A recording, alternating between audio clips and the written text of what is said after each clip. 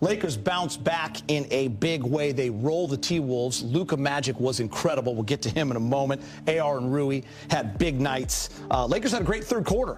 Plus 12. They made free throws. They shot 62% until the final 3 minutes when they took everyone out. 41% from three. And James, I asked you before the game what you wanted to see tonight as compared to game one. You got that and a lot more. Yeah, what I really want to see right now is... Yeah, I was hoping that was coming. Oh, man, that was the first worthy clap of the year. Send them in. I need to see some new worthy claps. But, Gita, you are absolutely right. We saw a major correction from game one. And, you know, we said after game one, okay, it's only game one. Get that out of the way. Let's see if they can recover. And they did. They came with a sense of urgency almost.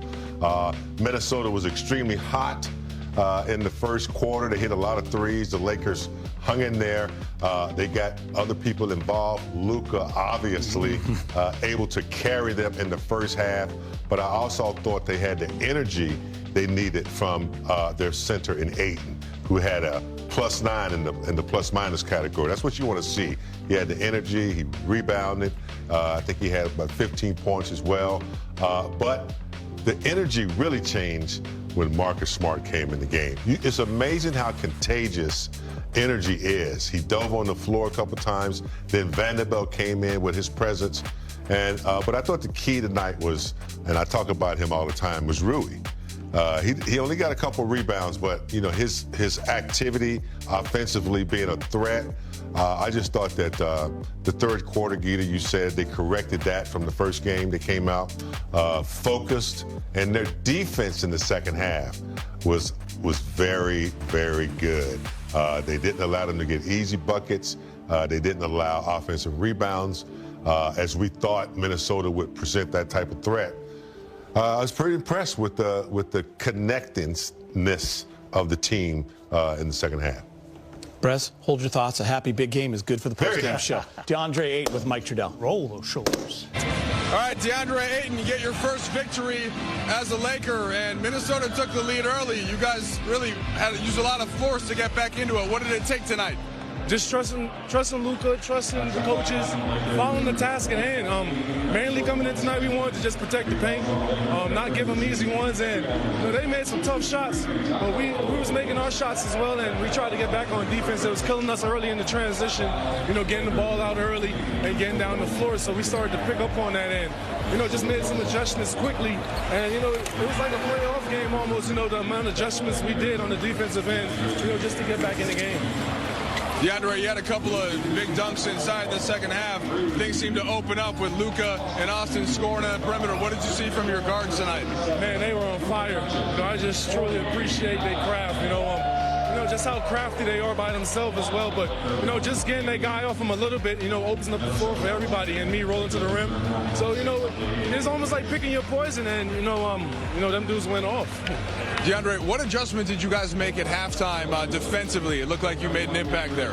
Yeah, just mainly sticking to our rules and principles, you know, really trying to show Anthony Edwards, you know, a full team guarding him, a full five, and really just not making him get to our rim. You know, we'll settle for fadeaway jump shots and, you know, little outside paint shots, and, you know, we live with a contested three. But other than that, I feel like we all did a good job locking up the elbows and boxes, just really showing them a huge presence. And then last one for you, head to your first Laker road game now in the regular season up in Sacramento.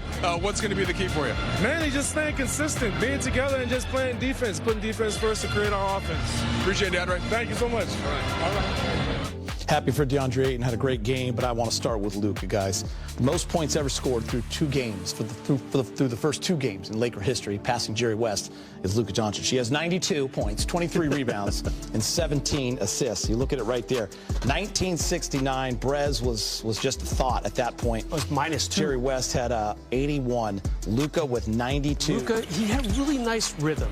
He knew when it was time for him to shoot and get his, and when to find Ayton, when to find Reeves, when to make the pass that led to the pass that led to the bucket. I feel like his orchestration of the entire game was just so much fun to watch. And he had a killer three over Jayden McDaniels in that fourth quarter that really made sure the game was out of reach. He's 3 assists shy of averaging a triple-double. He missed it by 1 in game one right. and 2 tonight. James, I think what's even more incredible is he did this on 23 shots. Yeah. efficient. Efficient and very smart in his selection of shots, not forcing the issue, taking advantage of mismatches. He played smart, he played wise. He didn't try to force the issue. He realized when he needed to get other people involved. He's just a mastermind when you have that kind of professor out there on the court. So I want to talk AR and Rui. The combination of 48 points on 19 of 28. AR was 25 and 11 and 7. But let's start with Rui, Brez, because we talked a lot about with LeBron James being out, he has to be consistently that number 3 guy. And Dwayne Wade, it was like he was in our studio the last few days. He talked about Rui only having 6 shots. You mentioned in the pregame show, all were from 3 in that first game. Different story tonight. He was aggressive. He had the volume. He got to his spots. He didn't settle. That's what we want from Rui. He was phenomenal. Yeah, to continue James' metaphor, I think Rui was playing the saxophone out there tonight. Whenever nicely, too. Whenever Luka was finding him. Rui, inside the arc tonight, so we're talking 2-point shots, 8 for 9. Really impressed by Rui tonight in the second game of the season. And still, with only 2 rebounds, he still gets a plus 11. I want to pay close attention to that this year, because sometimes you don't have to score or get a lot of numbers to still have an impact on the game. That means that he was going after them still, but he just wasn't getting them. So I just love the way he played his game tonight. I think he knew he had to be impactful, physical, and, you know, knock down a variety of shots to 3 to mid-range, and he done it well. James, last year ended abruptly to the Minnesota Timberwolves in 5 games. And we tipped our hat to the T-Wolves. They were more physical. They were better defensively. They attacked the Lakers. They were confident. The size. The Lakers tonight, even without Jackson Hayes as a backup big, going to Vando as the center, middle of that third. We talked about how Vando and Marcus Smart changed the game. It was a different story tonight. Now, it might be different the next time you play them, but for tonight, the Lakers beat them in all those little intangible areas. And, you know, my hat's off from learning from last year in the playoffs and remembering how to play them, you know, this year, knowing that they had size advantage, knowing they had Gobert dominate us, knowing they had Ant and, you know, some amazing scores. They just kept their think cap on the whole game. Sometimes it's, you know, you get distracted and you come out with a third quarter like they did against the Warriors, but they stayed connected. I saw Reeves, you know, before they came out at the third quarter, he had them all together, you know, reminding them what they're supposed to do. And that's how you connect as a team. But their defense, Vanderbilt, you know, he's had experience playing even Jokic before. So he really aggravates big centers. So he came in, did his thing. Marcus Smart, I got to tell you, he's verbal, he's physical, and, you know, he's always, you know, active around the basketball. So when you get that kind of, you know, service from guys, it becomes contagious because you see them doing it, and it kind of pumps the whole team up. I mean, Brez, the last time we saw Gobert, he was Lou Alcindor from Power Memorial, right? He could do whatever he wanted. He was just dunking every play and having